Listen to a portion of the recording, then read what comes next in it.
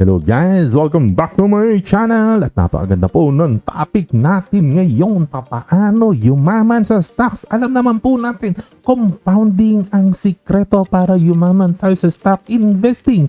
Kaya lang, bago tayo makapag-compound, kailangan alam natin yung ingredient na ito. Key ingredient na madalas hindi na pag-uusapan. Madalas na po natin naririnig na tinuturo yung power of compounding. Power of compounding, no? Na ito daw po ang 8th wonder of the world. Madalas tinuturo na po sa atin ito no? Na talagang napakaganda ng compounding.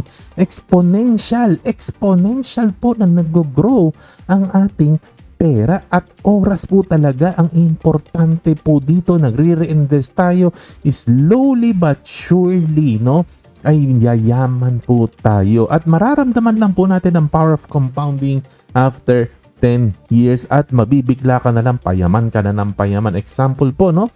Kung meron kang kapital na 100,000 na kumikita ng 10% compounded every year, after 10 years, no, 260,000 na po yan. After 20 years, 670,000 na po yan. After 30 years, 1.7 million pesos. Okay, after 40 years, 4.5 million na po yan. Yan po ang tinatawag na compounding. Isipin po ninyo, no, 100k mo, naging 4.5 million in 40 years. Power of compounding po yan. Kaya lang, may kulang, no? Sa napag-aralan natin na compounding, hindi ka po basta-basta makakapag-compound kung wala yung secret ingredient na ito. Ano ba yan, Kuya John? Ibigay mo na, atat na ako, Kuya John. Ito na, conviction po. Conviction ang napaka-importanting ingredients bago tayo makakapag-compound sa stock. Ano ba ibig sabihin ng conviction? Naniniwala ka.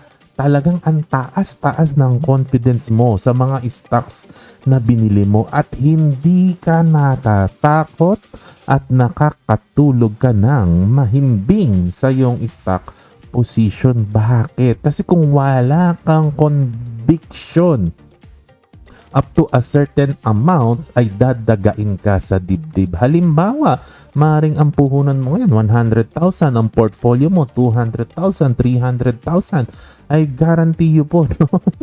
Pag umabot na po kayo na more than 500,000, no? At malayo-layo na po ito sa annual salary po ninyo. Pag naabot nyo na po yan, 500,000 or 1 million, anumang amount ang lalagpas po dyan, matatakot ka na nandun pa rin siya sa stock market. Mas malaki po, no, ang chances kaysa hindi na yung excess mo sa amount na yan ay ilalabas mo at ipapasok mo, itatabi mo na lang sa bangko kasi natatakot ka na kasi wala kang conviction. Ilalabas mo, ilalagay mo sa time deposit kasi subconsciously, no, sa likod ng utak mo, no, ay nararamdaman mo nang huhula ka at up to certain amount, pag lumagpas doon, may nervyos ka na. Paano ka magko-compound kung hindi ka komportable na 1 milyon, 2 milyon, 3 milyon, 10 milyon ang pera mo sa stock market? Paano yan? Kung may nervyos ka, siguradong withdrawin mo ang iyong inyong pera. You will never compound. Aabot ka lang up to certain amount na kaya ng dibdib mo. Imagine mo, no, kung nanguhula ka, no? Tapos 5 million yung portfolio mo. Nakakatakot. Nakakatakot talaga yan. Kung nanguhula ka lang, no? At ito ay madalas na hindi na ituturo. Basta tinuturo lang po sa atin mag-invest. Magko-compound tayo, no? Ayan, no? Kasi yung nagtuturo sa atin, minsan, gusto lang mag-sign up tayo ng service nila. Kaya doon lang humihinto, compound, no? Ayan. That is why, sa inyo pong mga audience ko, no, the most important thing talaga na message ko po sa inyong lahat, no, na ang bibili ninyong stock, mataas po talaga ang conviction ninyo. Naniniwala kayo sa negosyo. Pinaniniwalaan ninyo na maganda yung business. Maganda talaga ang prospect, ang future ng business at magtiwala ka sa management. Alam mong hindi manduruga sa management, mababait, maayos, matitino ang management. Naniniwala kang dire-diretso ang growth, wala kang duda, wala kang kaba sa dibdib, no?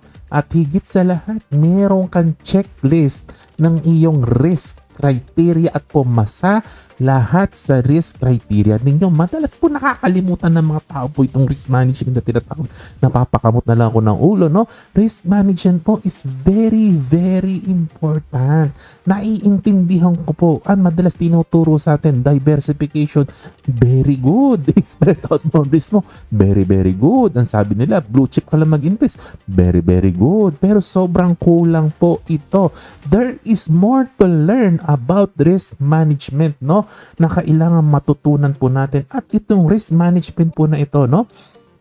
Dadami po itong checklist natin sa risk management, no?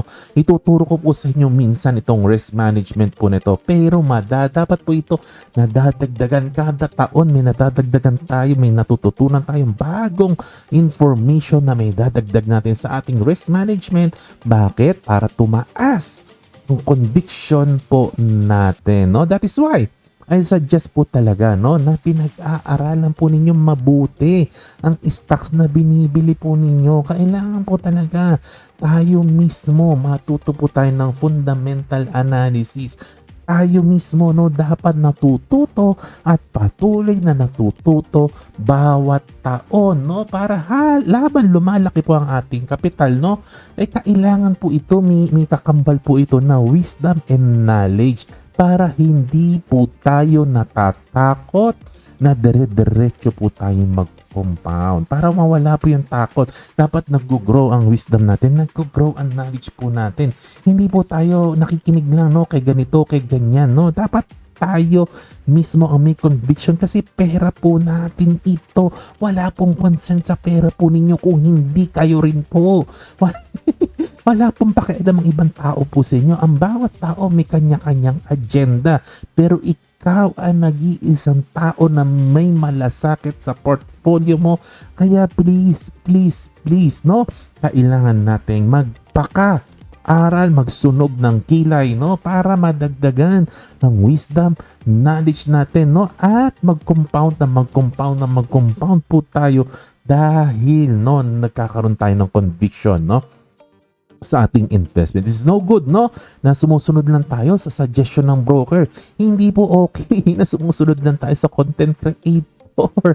No? Kasi bakit? Pag sumusunod lang tayo sa broker, sumusunod lang tayo sa content creator, yung trust mo sa portfolio mo will only be up to a certain amount, up to a certain point. After nun, magkakaroon ka na ng duda at hindi ka na mag-compound. Ikaw. Sabi nga ni Yen Constantino, ikaw. Okay? You need to develop yourself, no? Para lalong tumapang ang sikmura mo. At hanggang doon lang ang daldalin natin ngayon. Again, hindi ako financial advisor, hindi ako expert. Ako isang entertainer lang. Isa po kong frustrated actor. Gusto ko po makatambal si Maris Racal. Gusto ko po maging Anthony Jennings. So like, share, subscribe. God bless po sa inyo. To God be the glory. Happy investing. Bye-bye.